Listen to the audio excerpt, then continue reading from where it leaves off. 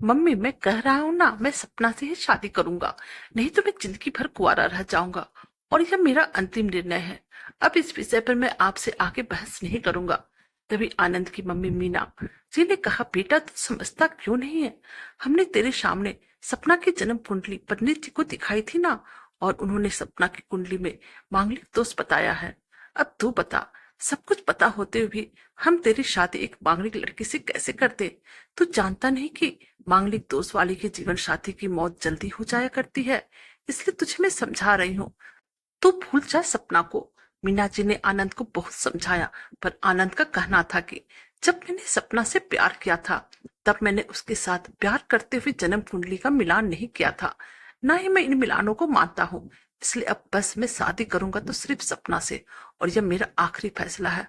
आखिरी मीना जी को अपनी बेटी की जिद के आगे झुकना पड़ा, और पंडित जी के द्वारा बताए गए अनुसार सपना के मंगल दोष को दूर करने के लिए आनंद के साथ शादी करने से पहले सपना की शादी एक पेड़ के साथ करवाई गई। और उसके बाद सपना ने आनंद से शादी करी।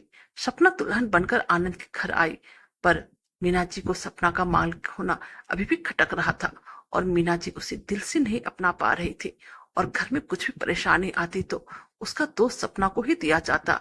लेकिन सपना पढ़ी लिखी संस्कारी लड़की थी, और वह अपनी सासू माँ से मिले हुए इन बेवजह आरोपों को अपने दिल से नहीं लगाती थी।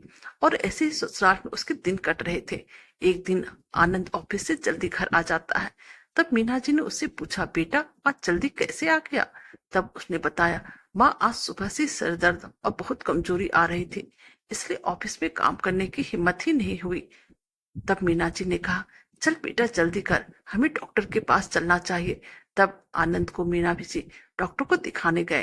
डॉक्टर को दिखाने के बाद मालूम पड़ा कि आनंद को पीलिया हो गया है।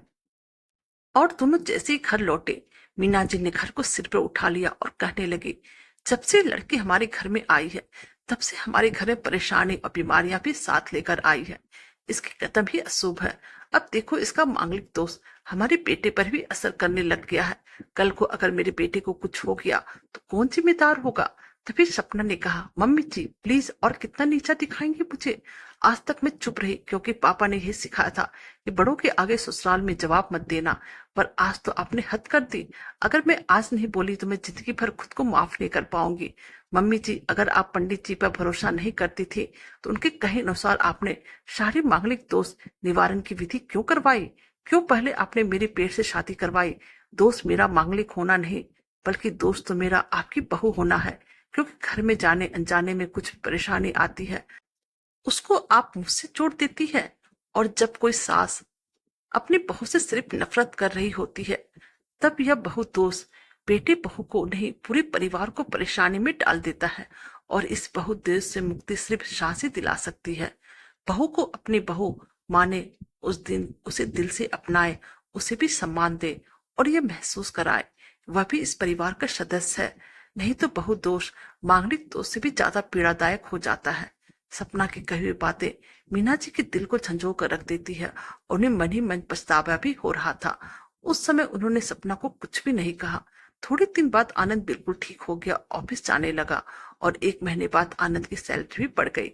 तब उसने घर आकर इसका श्रेय सपना को दिया। तो मीना जी बोली, हाँ सही है बेटा, तू तो सारा श्रेय प्रभु को ही देगा। तेरी माँ का आशीर्वाद भी तो तेरी प्रगति के पीछे रहता है। तू तो मुझे श्रेय देना ही भूल गया। तब आनंद ने कहा, माँ इस बार सपना का मांगलिक दोष मुझ पर और ना ही मेरी तरक्की पर लगा। और माँ, जब हम बुरी परेशानियों का श्रेय सपना को देते हैं, तो अच्छे कर्मों का श्रेय भी तो सपना को ही देना चाहिए।